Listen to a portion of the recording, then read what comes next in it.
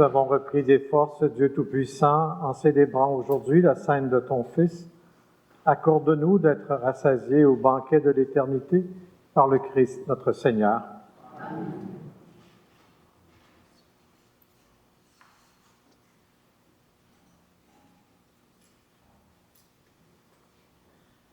Après le repas de la dernière scène, Jésus s'est retiré au jardin de Gethsémani. Il invita ses apôtres à l'accompagner dans la prière. C'est pourquoi, ce soir, l'Eucharistie sera déposée non pas au lieu habituel, mais dans un autre tabernacle préparé à cet effet. Nous sommes invités à accompagner Jésus qui entre dans les événements de sa passion. Nous vous invitons à entrer dans la procession qui va avoir lieu dans quelques instants pour l'heure d'adoration animée qui va suivre. Vous pourrez rester le temps que vous voudrez. Et demain, l'adoration se poursuit à la cathédrale à 9h jusqu'à 2h, 14h, pour accompagner Jésus à Gethsémani.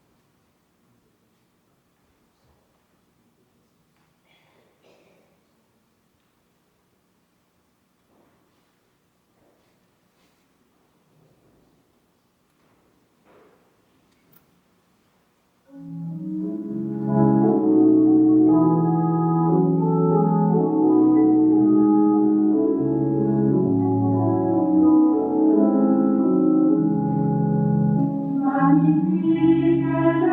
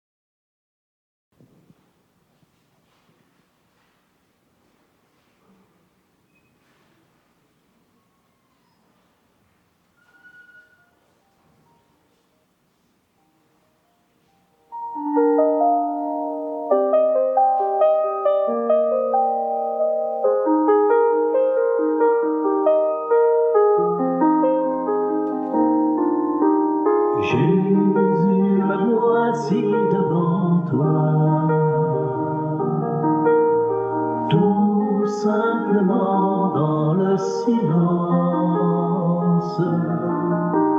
Rien n'est plus important pour moi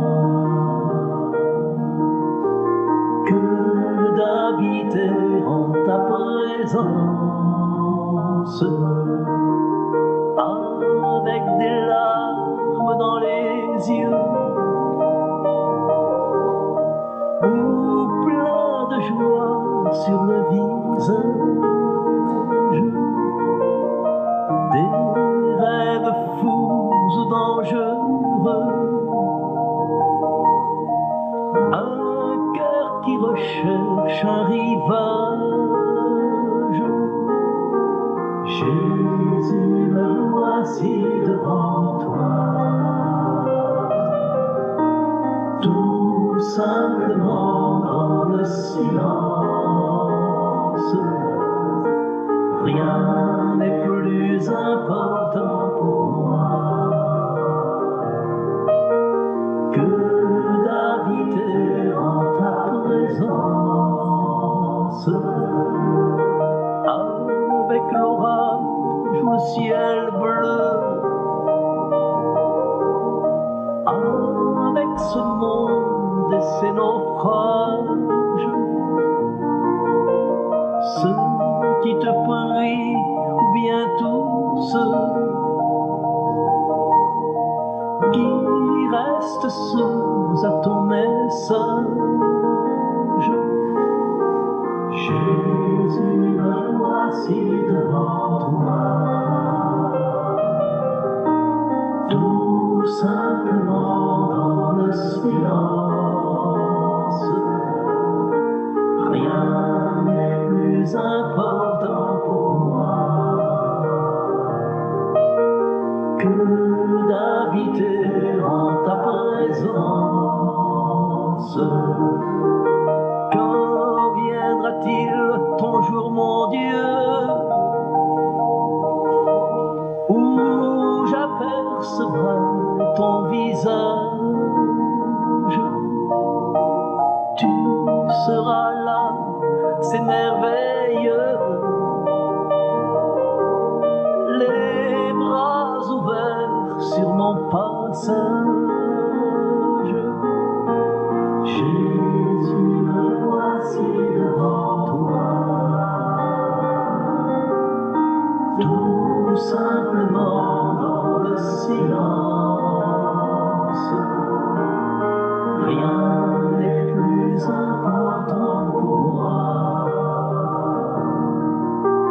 que d'habiter en ta présence.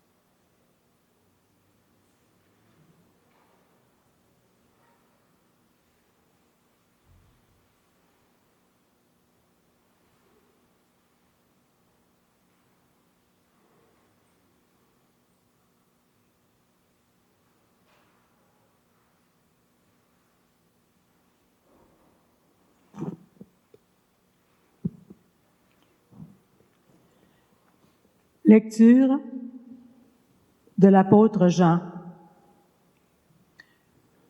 Jésus leur répondit, « Moi, je suis le pain de la vie.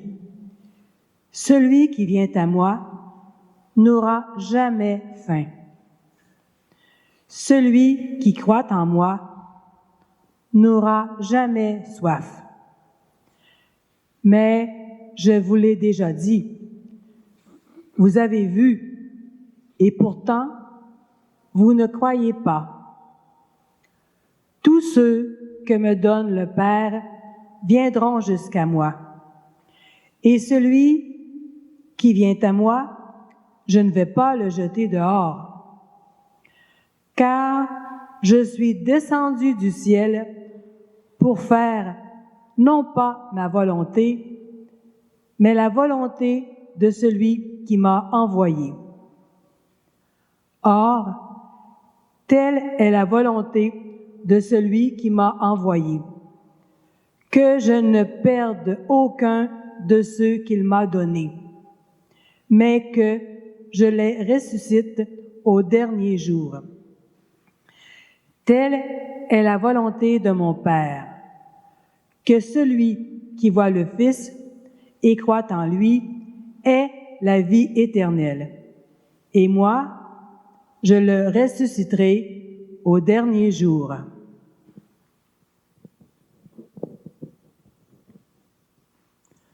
Les Juifs récriminaient contre Jésus parce qu'il avait déclaré « Moi, je suis le pain qui est descendu du ciel. » Ils disaient « Celui-là n'est-il pas Jésus, fils de Joseph?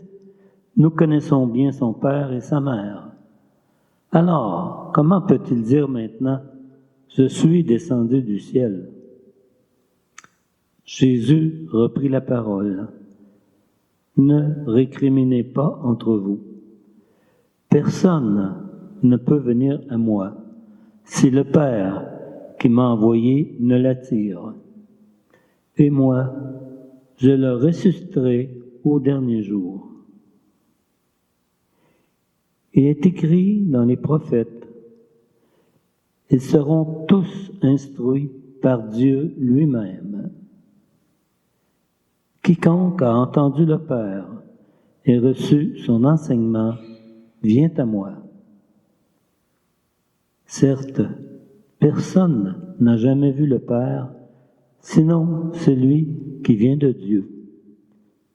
Celui-là seul a vu le Père. Amen, amen, je vous le dis. Il a la vie éternelle, celui qui croit. Moi, je suis le pain de la vie. Au désert, vos pères ont mangé la manne et ils sont morts. Mais le pain qui descend du ciel est tel que celui qui en mange ne mourra pas. Moi, je suis le pain qui est descendu du ciel. Si quelqu'un mange de ce pain, il vivra éternellement. Le pain que je donnerai, c'est ma chair, donnée pour la vie du monde.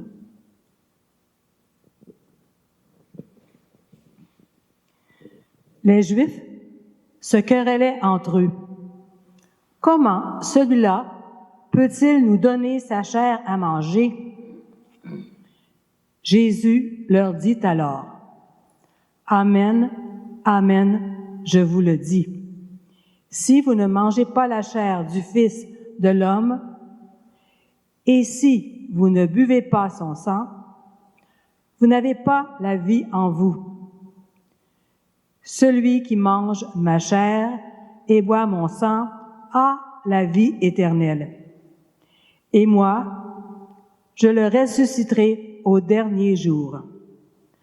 En effet, ma chair est la vraie nourriture, et mon sang est la vraie boisson. Celui qui mange ma chair et boit mon sang demeure en moi, et moi, je demeure en lui. De même que le Père qui est vivant m'a envoyé, et que moi je vis par le Père, de même, celui qui me mange, lui aussi vivra par moi. Tel est le pain qui est descendu du ciel. Il n'est pas comme celui que les pères ont mangé. Eux, ils sont morts. Celui qui mange ce pain vivra éternellement. Parole du Seigneur.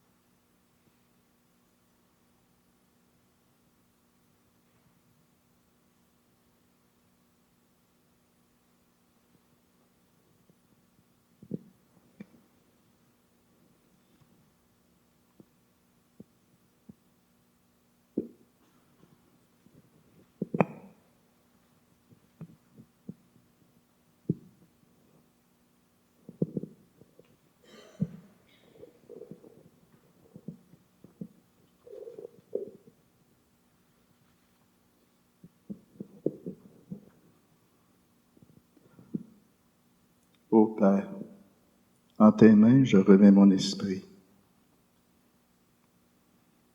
En toi, Seigneur, j'ai mon refuge. Garde-moi d'être humilié pour toujours.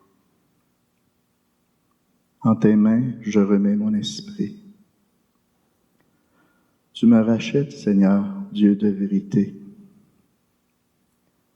Je suis la risée de mes adversaires et même de mes voisins. Je fais peur à mes amis. S'ils me voient dans la rue, ils me fuient. On m'ignore comme un mort oublié, comme une chose qu'on jette. J'entends les calomnies de la foule. Ils s'accordent pour m'ôter la vie. Moi, je suis sûr de toi, Seigneur. Je dis, tu es mon Dieu. Mes jours sont dans ta main. Délivre-moi des mains hostiles qui s'acharnent sur ton serviteur, que s'illumine ta face. Sauve-moi par ton amour. Soyez forts, prenez courage, vous tous qui espérez le Seigneur. Ô Père, en tes mains je remets mon esprit.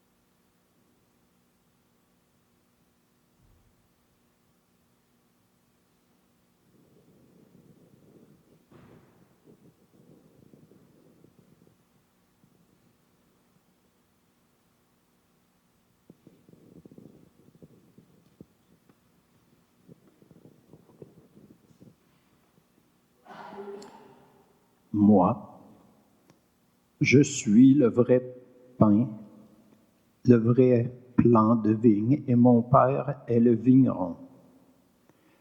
Tous les sarments en moi qui ne portent pas de fruits, il les coupe, et tous ceux qui en portent, il les purifie, afin qu'ils produisent un fruit encore plus abondant. Vous aussi, vous avez déjà été purifiés grâce à la parole que je vous ai enseignée. Demeurez en moi, et moi, je demeurerai en vous. Un sarment ne saurait porter du fruit tout seul, sans demeurer attaché au cep. Il en est de même pour vous. Si vous ne demeurez pas en moi, vous ne pouvez porter aucun fruit.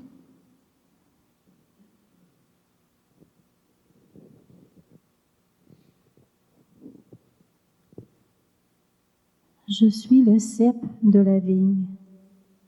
Vous en êtes les sarments. Celui qui demeure en moi et en qui je demeure portera du fruit en abondance. Car sans moi, vous ne pouvez rien faire. Si quelqu'un ne demeure pas en moi, on le jette dehors. Comme les sarments coupés, ils se dessèchent, puis on les ramasse. On y met le feu et ils brûlent. Mais si vous demeurez en moi et que mes paroles demeurent en vous, demandez ce que vous voudrez, vous l'obtiendrez. Si vous produisez du fruit en abondance et que vous prouvez ainsi que vous êtes vraiment mes disciples, mon Père sera glorifié aux yeux de tous. Comme le Père m'a toujours aimé, moi aussi je vous ai aimé. Maintenez-vous donc dans mon amour.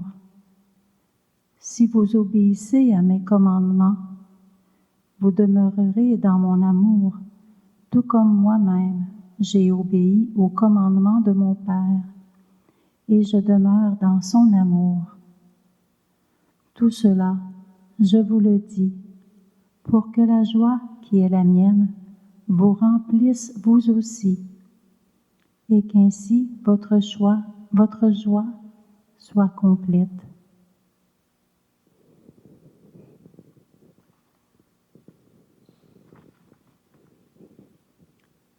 Voici quel est mon commandement. Aimez-vous les uns les autres, comme moi-même je vous ai aimé. Il n'y a pas de plus grand amour que de donner sa vie pour ses amis. Vous êtes mes amis si vous faites ce que je vous commande. Je ne vous appelle plus serviteur, parce qu'un serviteur n'est pas mis au courant des affaires de son maître. Je vous appelle mes amis, parce que je vous ai fait part de tout ce que j'ai appris de mon Père. Ce n'est pas vous qui m'avez choisi, non, c'est moi qui vous ai choisi. Je vous ai donné mission d'aller, de porter du fruit qui soit durable. Alors le Père vous accordera tout ce que vous lui demanderez en mon nom. Voici donc ce que je vous commande. Aimez-vous les uns les autres.